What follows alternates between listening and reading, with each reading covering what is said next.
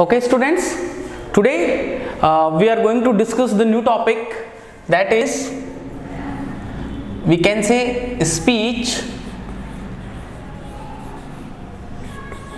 or we may call it reported speech,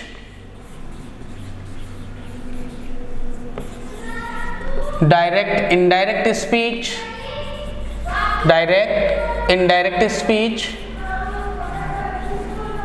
और we may call it narration.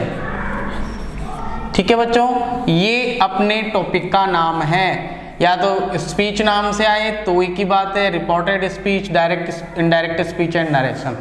So our today's topic is narration, direct speech, indirect speech, आप किसी भी नाम से बोल सकते हैं।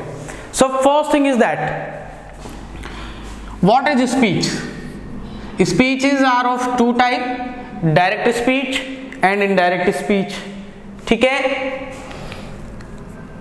And the speech that is reported by reporter is known as reported speech. And narration is that the thing that is narrated by a reporter is known as narration. ठीक है? So let me explain it. If I write it, let me make it simple for you, direct and indirect. Speech, as you know, the statement given by a reporter or speaker is known as speech. So direct speech means to say, as far as this direct speech is concerned, it means to say when a speaker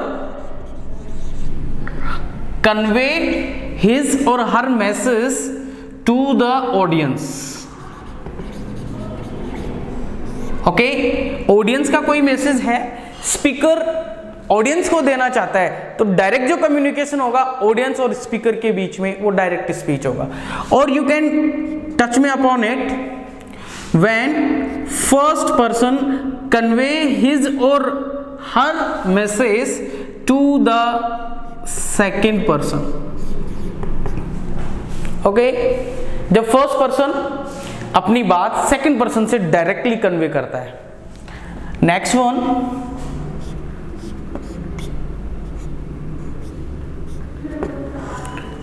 when first person like I और we, हमें कोई बात, मुझे या हमें कोई बात तुम्हें कहनी है, आपको कहनी है, तो वो डायरेक्ट स्पीच हो गया। The ultimate thing is that if I have to say something to you, if I have to convey, deliver a message to you and the particular message is only for you, then it is known as direct speech. जब मुझे आपकी बात मेरे द्वारा बताई गई है, आपको आपकी बात मेरे द्वारा बताई गई है, तो वो डायरेक्ट हो गया। मुझे आपसे कुछ कहना है तो मैं आपको डायरेक्ट कह दूंगा। ठीक है कि बच्चों कल आपका टेस्ट होना है, गॉट इट? डायरेक्ट स्पीच हो गया। क्लियर कि फर्स्ट पर्सन की बात जब सेकंड पर्सन को कहनी है और वो बात फर्स्ट पर्सन के द्वारा ही बोली जा रही है सेकंड पर्सन को, तो ये डायरेक्ट कम्युनिकेशन हो गया। ठीक है, नेक्स्ट देखिए बच्चों, next one is indirect speech. And indirect speech means to say when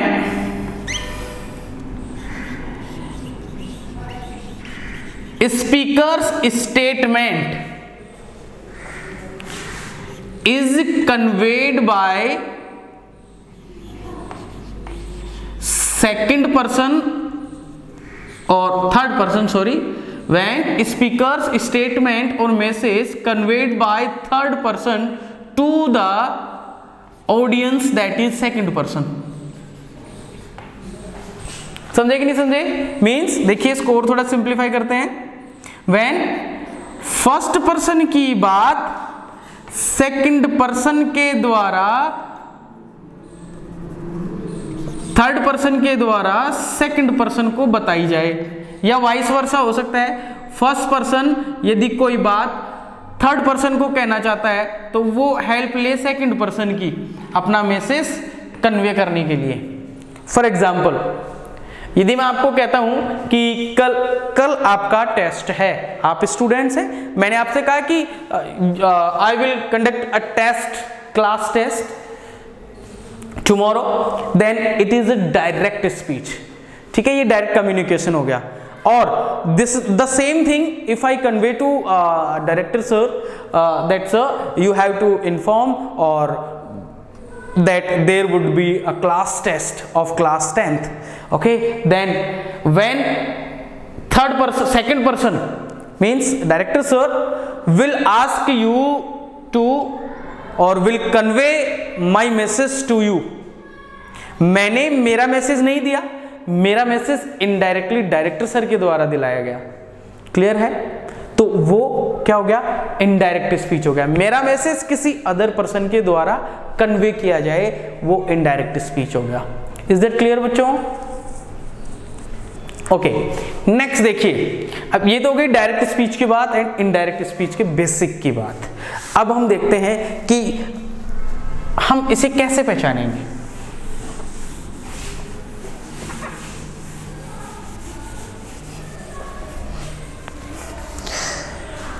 direct speech जो होगा वो क्या होता है? देखो, if I right example he said, आप कैसे पहचानेंगे कि कोई डायरेक्ट स्पीच है या इनडायरेक्ट स्पीच है? सेंटेंस में ही सेड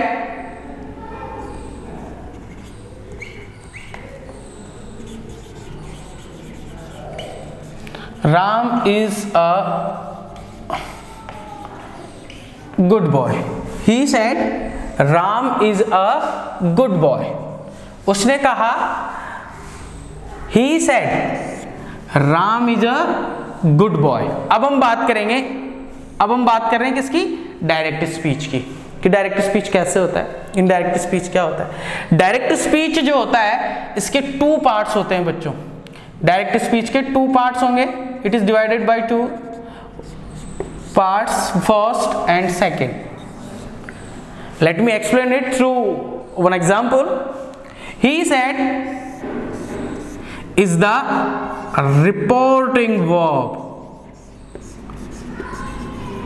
हम ये डायरेक्ट स्पीच के पार्ट पढ़ रहे हैं। रिपोर्टिंग वर्ब हो गया एक तो। In short we would call it RV, okay, for our betterment. Then next one would be reported speech. Next part is reported speech and we would like to use it as RS. हम इसे RS हैं, short form है। तो देखिए कैसे पता लगा बच्चों। First of all, direct speech two parts का होता है, दो भाग होते हैं इसके, एक RV एंड RS। कैसे पता लगा सर? पता लगा बच्चों, जो इसको पहचानने का एक अच्छा सा तरीका है, दैट इज RS हमेशा इन्वर्टेड कोमास के अंदर होगा। RS would be in between inverted commas, 66, 99 we can say. So inverted commas portion would known as RS, reported speech, and out of the comma or inverted comma would known as RV. You have to identify like this. जो commas के बाहर वाला portion है वो RV होगा और जो commas inverted commas के अंदर वाला पोर्शन है वो RS होगा। इज दैट क्लियर बच्चों? तो डायरेक्ट स्पीच के टू पार्ट हुए, reporting verb and reported speech. पहचाना कैसे हमने? ये देखिए,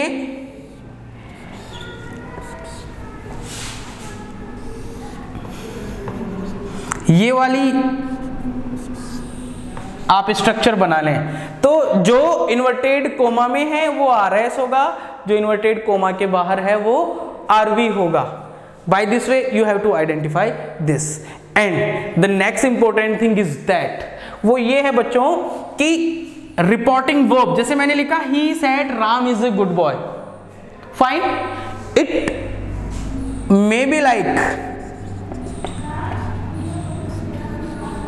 Ram is a good boy,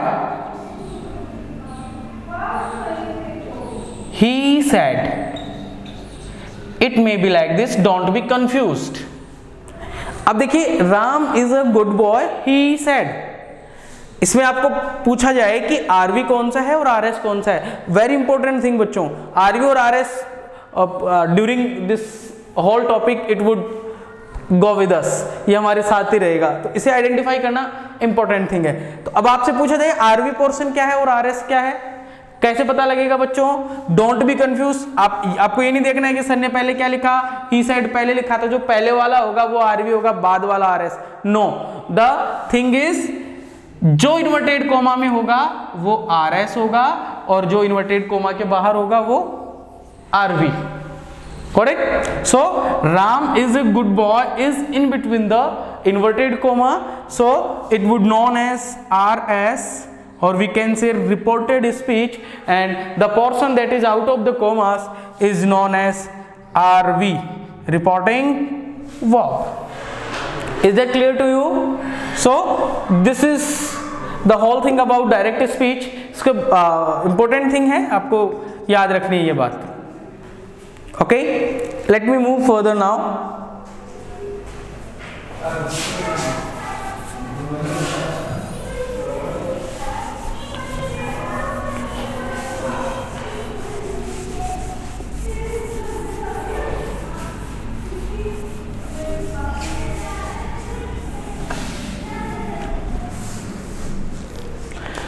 Now, according to the exam point of view, how a question is asked to you in the examination,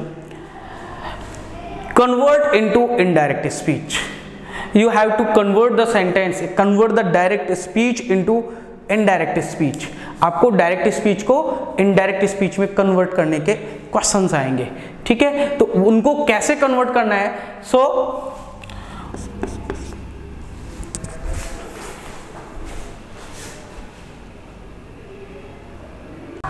So while there are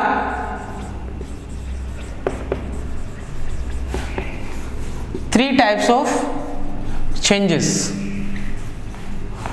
while converting into indirect speech.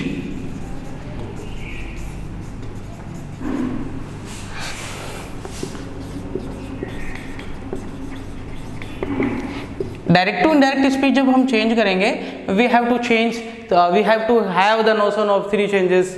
First thing is that we have to know about tense related change, और you may find it time और tense related change.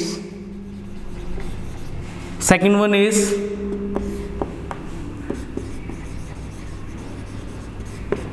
Person और pronoun related change.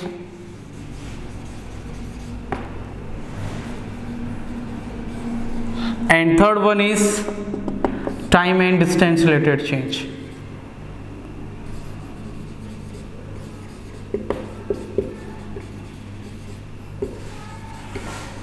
So we have to follow these three changes while converting into indirect speech. Got it? So first thing, today we will discuss about tense related change. Tense related change कैसे हमें करना है while converting into indirect speech. Indirect speech में बदलते समय हमें change कैसे करना है. Let me explain it.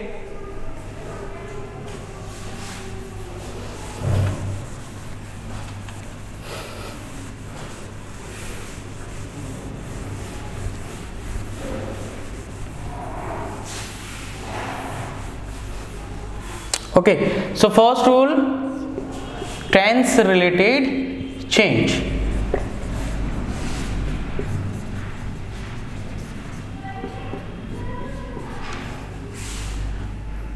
First, let me separate these things, direct speech and indirect speech.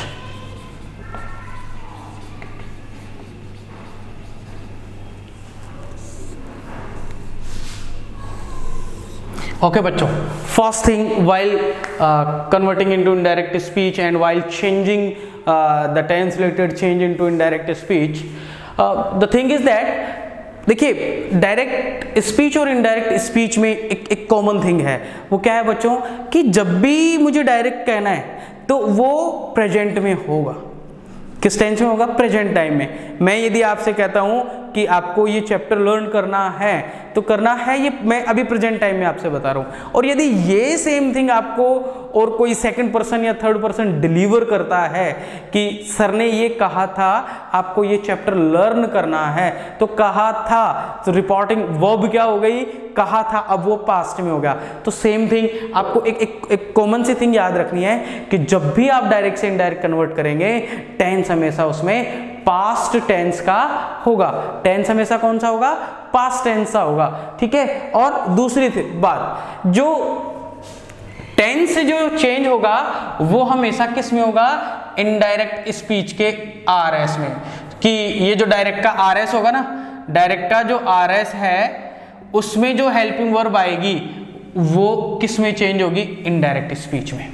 Clear है? रिपोर्टेड स्पीच में, डायरेक्ट स्पीच में कोई टेंस प्रेजेंट में आ रहा है तो इनडायरेक्ट स्पीच में वो आरएस वाला टेंस पास्ट का हो जाएगा।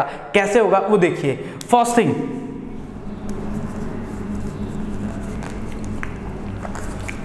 First if I write if there is V1 plus S या ES और V1 in RS of direct speech. Reported direct speech के रिपोर्टेड स्पीच में यदि आपको V1 प्लस S या ES और V1 मिलता है, और लेट मी राइट 1 ओनली, तो आपको इनडायरेक्ट स्पीच में V1 प्लस S या ES की जगह क्या चेंज कर देना है? V2 राइट करना है। ओके बच्चों, next one is if there is V1 then also you have to use V2 if there is do does plus V1 then also you have to use V2 only, and if there is do does plus not plus V1, यदि do does के साथ not है then only you have to use did plus not plus V1. Okay, look at this. First of all, V1 plus S या ES, V1 क्या है? Present form of the verb है, और इसका past form of the verb क्या होती है बच्चों? V1 की मेन वर्ब की फर्स्ट फॉर्म की पास्ट फॉर्म क्या होगी? V2। क्या हो जाएगा? पास्ट फॉर्म V2 हो जाएगा। फिर V1 का V2 हो गया, डू डज प्लस V1 ये भी किस में चेंज हो जाएगा?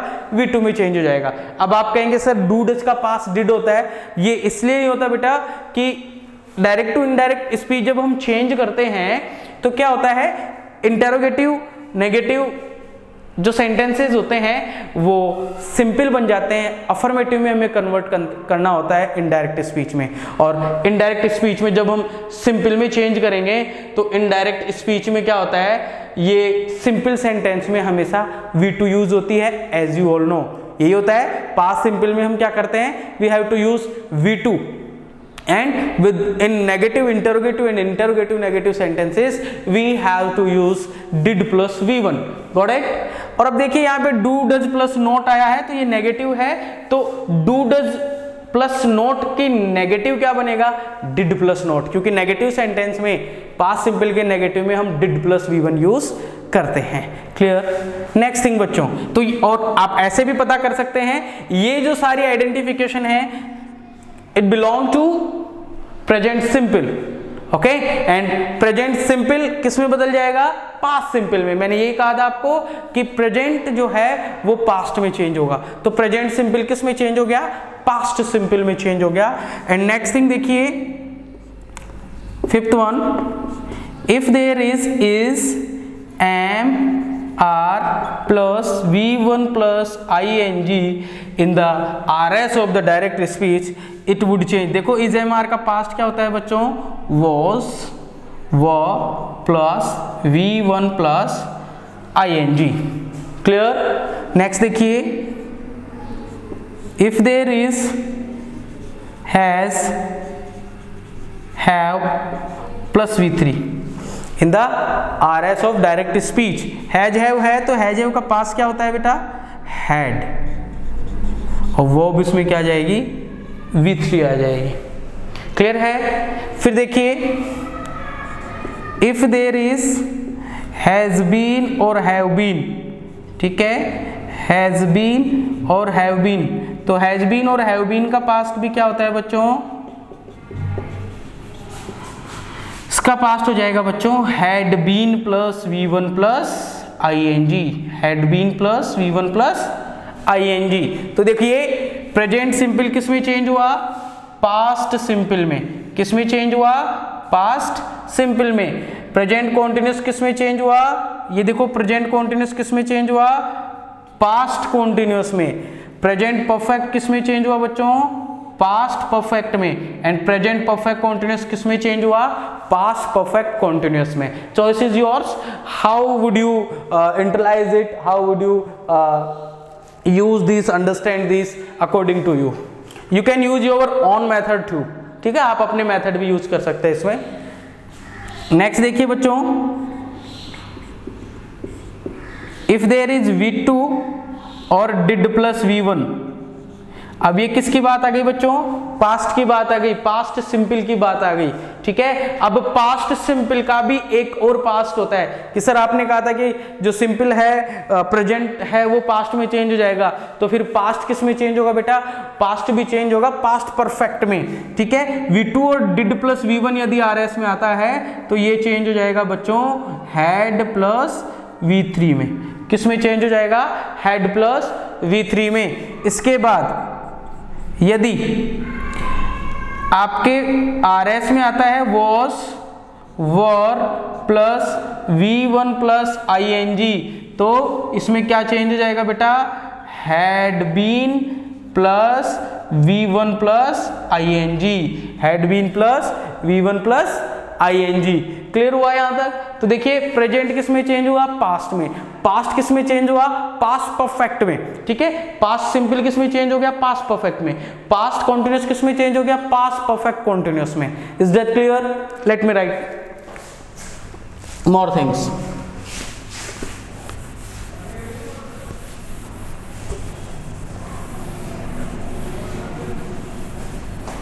अब देखिए इफ इन डायरेक्ट स्पीच, यदि डायरेक्ट स्पीच में क्या है बच्चों, विल और शैल प्लस V1, तो इनडायरेक्ट में क्या हो जाएगा, वुड, क्योंकि विल और शैल का पास्ट क्या होता है, वुड और should plus V1। If there is will be और शैल बी, विल और शैल के साथ बी आए प्लस V1 प्लस ING आए, तो it would be change into would be should be. किस में चेंज हो जाएगा, would should plus be, past हो जाएगा बच्चों, plus V1 plus ING। If there is will have and shall have plus V3, then it would be changed into would have and should have, would should plus have plus V3। Clear हुआ। अब will have been, shall have been किस में change हो जाएगा, would have been, should have been में। Clear है। और बात करें हम मॉडल्स की, तो all models like can, may, must, will और शैल का हो गया, इनके साथ हमेशा V1 आती है, तो ये चेंज हो जाएंगी बच्चों। कैन का पास्ट क्या होता है, कुड। मे का पास्ट क्या होता है, माइट। मे का पास्ट क्या होता है, माइट। मस्ट, मस्ट ही रहेगा। ये आपको कई जगह पे ये हैड टू मिलेगा बेटा, ठीक है। मस्ट को हैड टू में भी आप चेंज कर सकते हैं, और first form of the main verb आपको यूज करना है, ठीक है। और यदि ये ऑलरेडी पास्ट में हो, लाइक यदि आपके पास ये ऐसे आ जाए, मॉडल्स आपके पास ऐसे आती हैं, could, might, would, should plus V1, तो ये ऑलरेडी पास्ट में है, तो ये सेम एज इट इज, ये क्या यूज हो जाएंगी, सेम एज इट इज। ये ऐसे कैसे यूज है, कुड आया है तो कुड का कुड रहेगा, ठीक है, माइट आया है तो माइट का माइट रहेगा, वुड आया है तो वुड का वुड रहेगा, शुड आया है तो शुड का शुड रहेगा। क्लियर हुआ? और first form of the main verb इसमें यूज करना है। Is that clear? ओके, अब किसका नहीं बनेगा इनडायरेक्ट स्पीच वो देख लीजिए। एक तो अपना क्या बचा, past perfect. Past perfect tense यानी कि हैड प्लस V3 या had been plus V3, sorry V1 plus ING, ये आता है तो इसका नो इनडायरेक्ट स्पीच या हम कहीं नो चेंज, इसका इनडायरेक्ट स्पीच नहीं बनेगा। ठीक है, पास्ट परफेक्ट यानी कि हैड प्लस V3 या had been plus V1 plus ING direct speech में आए तो ये इनडायरेक्ट स्पीच में नो चेंज रहेगा, इसका इनडायरेक्ट स्पीच नहीं बनेगा। तो क्लियर हुआ यहाँ तक? इस तरीके से आपको ये लर्न करना है। तो आप अपने ट्रिक भी इसमें बना सकते हैं जैसे मैंने बताया आपको, इसके अलावा भी आप कुछ भी लर्न कर सकते हैं। इसको आप सीक्वेंस में लर्न करें, सीक्वेंस में राइट करें तो जल्दी याद हो जाएगा, और ये हेल्पिंग वर्ब और मेन वर्ब आपको याद रखनी है। क्लियर हुआ? तो ये था टेंस रिलेटेड चेंज। नेक्स्ट हम पढ़ेंगे नेक्स्ट वीडियो में। Thank you.